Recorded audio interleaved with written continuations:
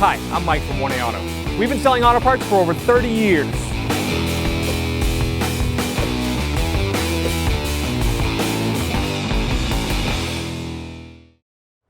To pull the wiper arm off, we have this little cover here. Take a flat blade screwdriver, just get in behind here.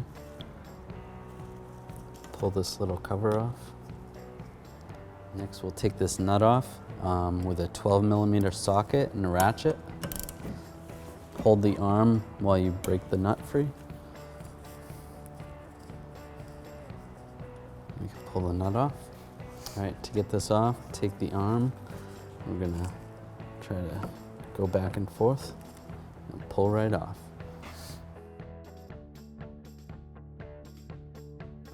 Now I'm gonna put the wiper arm on, push it down, put it in the park spot.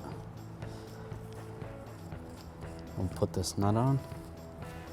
Now I'll take my 12mm socket and a ratchet, snug this down, hold the arm while you're snugging it.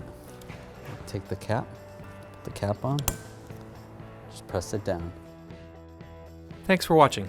Visit us at 1AAuto.com for quality auto parts, fast and free shipping, and the best customer service in the industry.